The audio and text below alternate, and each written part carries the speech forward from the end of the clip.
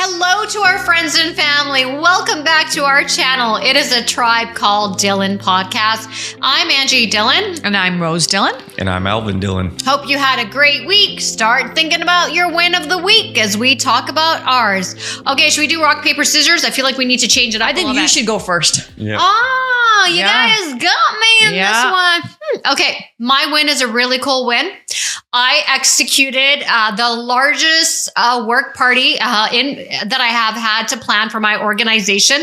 We had 750 RSVPs for an employee appreciation party. But I think realistically, with the 20%, you always get that 20% no-show. People get sick last minute. Things happen.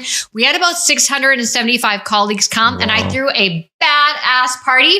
Colleagues thanked me. My CEO thanked me. And they said that it felt like a house party vibe. Mm-hmm. It was a rager. Thank you. Yeah, it was a That's rager. my win. That was going to be my win too, was that my sister gave me a seat to come to her work party because my work throws parties in a different state and I don't get to go to them. So this was amazing. Like you walk in and they serve you this fancy bougie Empress gin drink and it's purple and it's got this lime. And then as you walk in further, there's people serving you these bougie appetizers. And I'm like, I can get used to this. This is a lot of fun. And then you go upstairs, they have all these events lined up for you to do, the photo booth, the dancing. Like I was one of my favorite evenings. I was like, this is great. You can invite me every year to your work party. I will be there. You actually got really excited about the 360 photo booth. I love that. I'm going to make a clip for that. And actually should say shout out because Angie's friends, her coworkers really are some wonderful people. Shout out to Julie and Lack who came up and spoke to me and told me, they support our podcast. I really appreciate it. So thank you to you both. And Heather and Kim were like, okay, we're going to take you under our wing because we know Angie's very busy. So I really appreciate it. I love when women come and support other women. So thank you to all of you. Amazing. Al, your win. Yep. My win is related to the good old roommates. I noticed that in the last few weeks, especially in the new year, their mood has been going down. They're more salty throughout the week. And they're just, you can tell that they need to get away and go somewhere hot. So I started kind of planting the seed and started telling them they need to go somewhere hot. And then they first thought about going to Arizona. And I said, you guys have already been there. They're like, okay, how about Fiji? I said, you guys have already been there. I was like, you need to go to San Diego because that's where we're planning on going to live there part of the year in the future. I said, go and visit there and see if this is a place that you could live in for 4 or 5 months of the year. So they started planting the seed and they got excited. And then Dad realized, oh, my passport needs to get renewed. And then I said, okay, that's great, but this better not be an excuse for you to postpone this trip for another few months until you hit summertime and then you guys are busy. So I got him going on it. He finally put the paperwork in, waiting on the passport to come back, and going to be pushing them into booking their next trip to San Diego because I can tell they need to get away and I need a break too. and the best part of it is Al has planned all this and he's like, yeah, you're the chaperone, Rose. So I get to be the one to take them to San Diego. Because you remember when they're gone, you're going to remember these moments. That's what you're so smart. I live with them, so I see them plenty of times. You don't live with them. It's fine. And you're It's also not fine. That's what it should be. Yeah. But you're also Have you traveled with them before? It's a lot. I live with them. But you're also the one that's a free agent where you have the flexibility because you work remote. So you can really take your work and do it, while they're sightseeing in San Diego, you can work from the hotel. Exactly. Yeah. Al and I don't have that luxury. Yeah. And because you work from home, you actually don't see any people. So these are the people that you need to see that Zoom. go see I other get to people. see people via Zoom, but unfortunately right now, no one turns our cameras on anymore these days. Yeah. Back it up a little bit.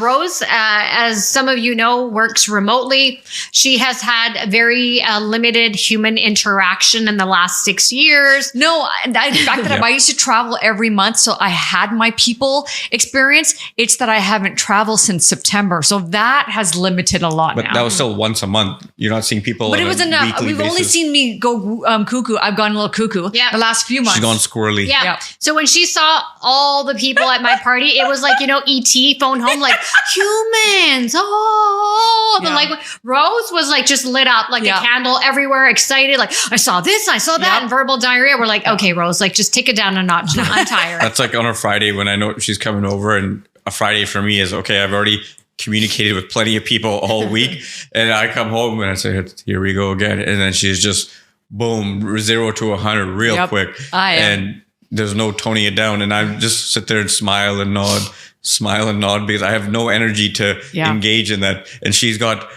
plenty of energy to keep going. She does. She does. I am the Energizer Bunny. Okay. All right, let's get into today's topic and segment. And it actually is inspired by something that I read online. And Rose, you actually sent it my way and you said, hey, it looks like they're listening to you. The title for today's content and today's episode is called Tardy for the Party.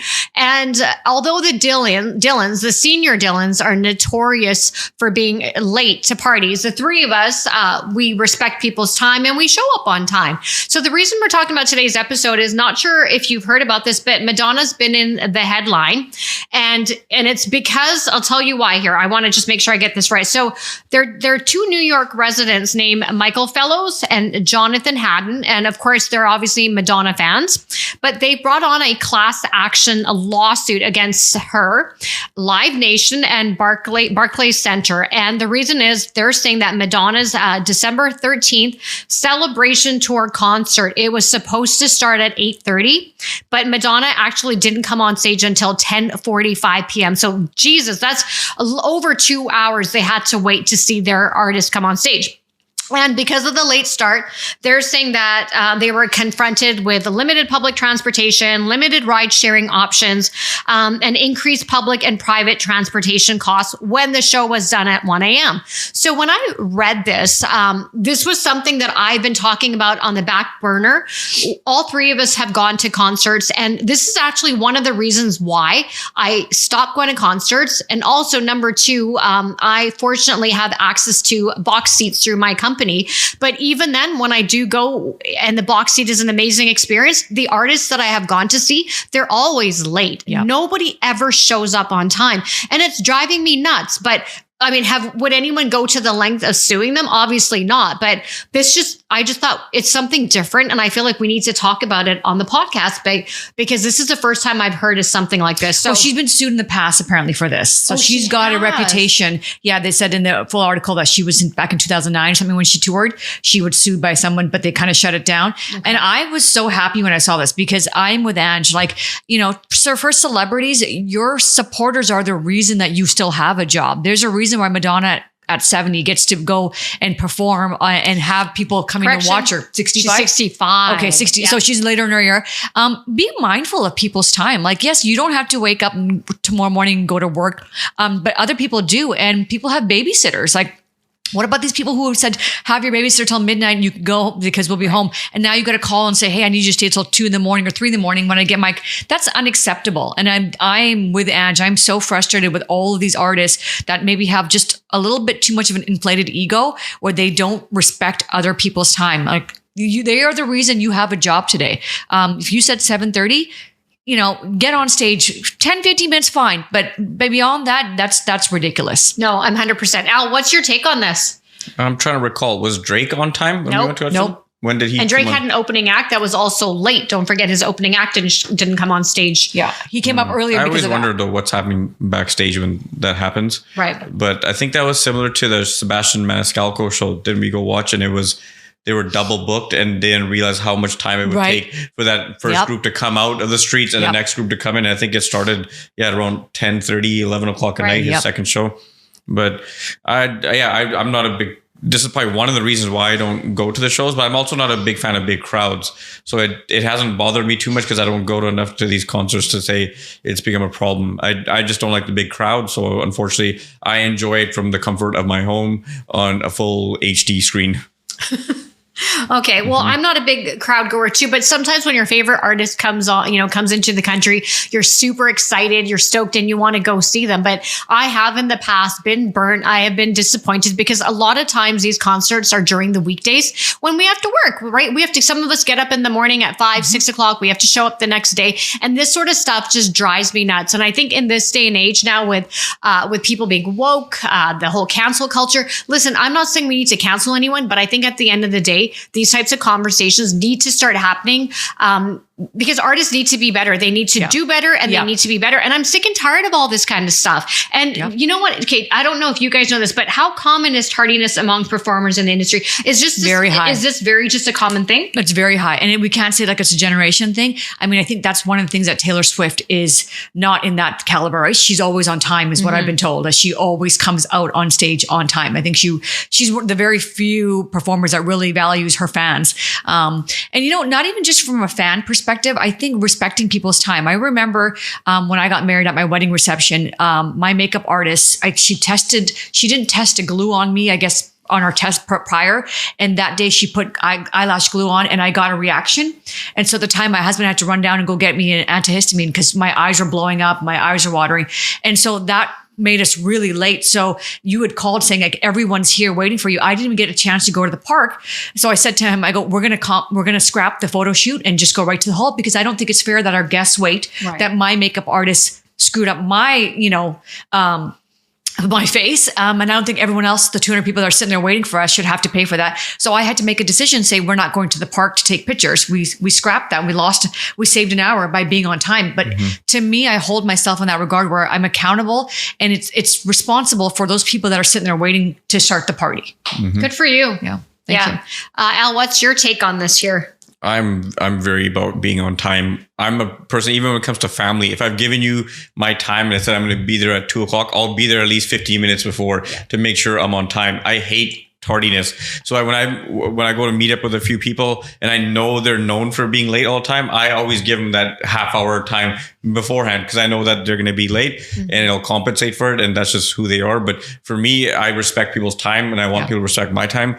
So I'm very about like, let's just show up not on time before that time needs to be on time and I'll be there half hour before. So I'm ready to go. I think for our generation, when we used to go to concerts, for me, this was always a notorious thing. It was just like, it became the norm that you would go to concert when it says 7:30. You just naturally knew this concert's not going to start till about probably 8:15, even if it's a work day. I don't know if this is the hype or a strategy that artists do that let's try and get everyone in because they know that not everyone's going to show up on time. But here's the thing. This stuff has to start changing because if you set 7:30, then perform at 7:30. Between you two, what do you think is a reasonable amount of time? If you go to concert, like how quickly should the opening act and then the artist follow suit? I think it also depends on the stadium. If they're getting the people seated in their spaces by that time, then you need another half hour just to get everyone properly ready to go because there's this little bit of hype building that you want them to get ready before you come out. But I think it's within reason. If people are seated, they're ready to go and the show said 7:30, in my head, realistic, I think it's going to be 8:00 they're going to start. But I think a half hour is like the max because some people do come in. Remember, they walked in, they got their seats. Now they're going to walk back out to go get drinks and snacks and whatnot and then come back. And when you have 20,000 people going to do that, that also takes time. So I think they also gauge, how many people are on the floor, how many people are seated, what's the ratio, and then they base it off of that. And then when people are ready to go, the energy is going, drinks are flowing, then they bring them out. Right. So I'm going to take the counter because for me, I said that to you guys before, time is this depreciating asset, right? Where our time is so much more valuable now than ever because time is going faster. So I say, like, I think when I was doing the 49er Stadium, they opened the doors at 3 p.m. The game was starting at 5:30, but they let people come ahead of time, go along, go buy your jerseys, go do what you got to do, get yourself prepared. They should start doing that at concerts. Like if this 7:30 is what start time, that means that's when the person's going to come on stage, which means the door should open at 5. So you've got ample time to come in, get your favorite concert person's, I don't know, their sweater that's signed or whatever you want, get your food, get your drinks, get ready. But I think that 10, 15 minutes to me is more than maximum. Yeah. I'm not waiting past that. Now that you recall, you're right. Yeah. I didn't remember that when we got there early, there were lines of people outside trying to get into Rogers Arena, but the guy at the front door was just holding the gates until he got the okay. Yeah. That part, I didn't realize why they do that. Yeah. So that must be a part of why the shows then get late. Yeah. Yeah. And I think you're right, Rose. You hit the nail on the head here because there has to be some measures, right? The artists and with punctuality, they have to be talking to the stadiums and say, listen, we know that this concert is on basically a work night here. People probably have to work in the morning. Open the doors at 5 because what if you're done work at 4 or 5 o'clock? You want to go into the city, have dinner with your girlfriends or your colleagues, and then go to the concert. I think that will probably help to alleviate some of this congestion that you get at like right at 7 o'clock when you got like 30,000 people trying to get into the arena at the same time, and then the concert. Yeah, So they should definitely look into that. As a music fan, do you think tardiness has become a part of our concert experience? Like we just think, yeah, this is what's expected. Because everyone does it and we normalize it, right? Like that's just the society we are in. When one person starts that trend, then the next person does it, and it just keeps trickling down. Now, I think find it really interesting because I think when people do the residency in Vegas, they can't come on late because that event is scheduled for something else after. So why is it okay when you're performing in Vegas for one of those residencies and you got to show up every night at 7:45, but yet when you get back on the road, I don't know what changes where you're just maybe you're too tired, you've taken on too many. Like I know some artists try to pack on way too much and then they're delayed. Working for sports stadiums, I can tell you it takes a village to put these things together. I have so much respect for the behind the scenes people, from the concessions managers, the directors. Like they're just running around. People are calling in sick the day of it. Like I've seen it all. But that doesn't affect the artist. The artist has no clue any of this is happening. Like these are the people that are just managing. So for them, they come, they test the mic the day before or in the morning, that their whole stage is ready to go. So why they show up hour late, I'm not sure, because as you know, we sit there, the stage is fine. There's nobody bolting things down when you're sitting there. It's all ready to go. So this to me is more of like, okay, there's not enough people sitting in their seats. I don't come out. So for me, it's more of like an ego thing. I think some of it also comes down to their ego in the sense that they look at it as like, well, you guys have been waiting all year to see me. I'm come to your city. What's another hour you have to wait? You've waited all year. You've obviously wanted to come see me because you've put all the time and energy and money into coming to the show. What's another hour? What's another couple hours that you got to wait? You're still here with me technically in the building. So I think that's what it comes down to, is that, well, you've waited all year and what, you're going to get upset about another hour? You should have maybe planned that your whole night's going to be based on this event. That's how I would look at it. Here's the thing. I think the landscape of music is going to change, and it has evolved, because during our time, do you remember it went from having record albums to CDs to having the audio cassettes. And that's where they used to make the money on those transactions. Now it's all streaming. Right. So last year when all these artists, and even including this year, when all these artists were touring, and I'm like, what's going on? Clearly they need the money, but we're only going to support you, and I think fans now have to do their due diligence and put these artists, there has to be some accountability from the artist's end to say, you know what, if I'm coming to your city, I'm going to show up, even if I've got the flu, because there's nothing worse when your artist is coming to your city or to a city close to you. Like we're close to the Seattle, like to the US border. And a lot of people came up to see Drake, but Drake's show, which was not his fault, was canceled by the arena, the Monday show in August, because the Jumbotron had some issues. And I felt for all those people that took the day off from work that perhaps drove up, and then there was no recourse for their tickets. It was just, okay, the show's been now moved to Wednesday. I think there has to be some sort of insurance element built into your ticket now when you're buying that, because what if someone flew from Los Angeles because Drake was not going to be coming to their city till a later time? There has to be that level of artists really need to respect that people are coming from perhaps across the province, across the country to come see them, and we need to show up. Whether you now scale back your shows, whether you scale back how many times you're performing, or you work in conjunction with the arena, because a lot of times here in Vancouver, we will have a hockey game and then the concert the next day and then a hockey game. So perhaps adjusting that kind of stuff. But I just think this conversation, we can talk about it for hours, because it just drives me nuts when I think of that kind of stuff. I think one of the unfortunate things that happened with the Drake issue was the people that got affected with the time change were the people that bought their tickets privately.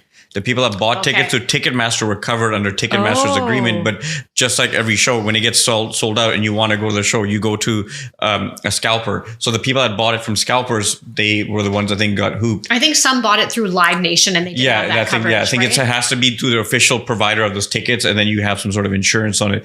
But I think another one thing that we fail to remember or understand is why this kind of becomes a norm is only the younger kids are going to these concerts. That's what I was going to say too. When we went to Drake, I felt so out of place. Yeah. If it wasn't for the box, I looked around and I said, oh my God, everybody here is 14, 15, maybe 20 years old, but everybody was between the 16 to 20 range. And we were the ones that were like, okay, we're the ones that are a little different than the crowd that's here. But that's why the younger kids don't care. They're going to call in sick to school tomorrow. That's why I think it's not right that's what they say, that it's just kids coming. kids are still people. They're still human beings. Right. Yeah, but we do you should think still respect kids their time. You saw the kids around us. Do you think they cared that they were going to be 2 hours late? They were all getting lit. Everybody was drinking and smoking, getting amped up. They weren't worried about. They were looking at us like, oh, another 2 hours of me sitting here in this arena with these people. This is great. We looked at us like, oh my god, we want to watch this and go. When most of the dancing was happening, we were sitting there bopping our heads. People around us were going wild.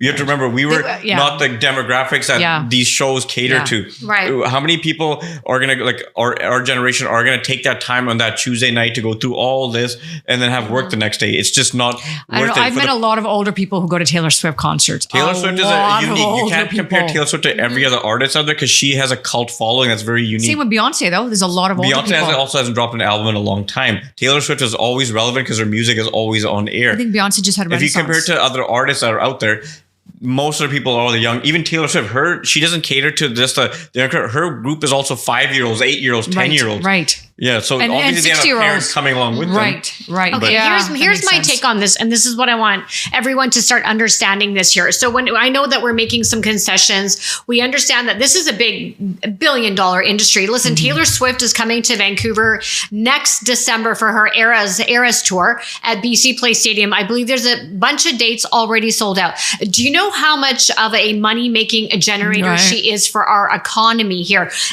There's Airbnb, there's hotels now, restaurants, everybody benefits in some particular way. So this is why I'm saying that the artists need to be mindful moving forward, because there is going to come a time where I think people are now going to say, I'm not going to this concert. My artist showed up 2-3 hours later. This could fickle down to like now artists are streaming and we're paying like through Netflix. But this is what I want to say is when you go to a football game or you go to a basketball game or you go to a hockey game, does that performance or that show start 2 hours later? You best believe that, football game starts right on time. That hockey game starts right on time. That basketball starts right on time. You think people are going to go to a basketball game and be like, yo, LeBron hasn't come on and played. What are we waiting for 2 hours? Those fans will lose their mind. So why is it okay that when we go to a concert that, we're just going to wait around for 2 hours? That's not what we paid for. The ticket says 8:30 p.m., just like a hockey game or a football game or a basketball game. Show up on time.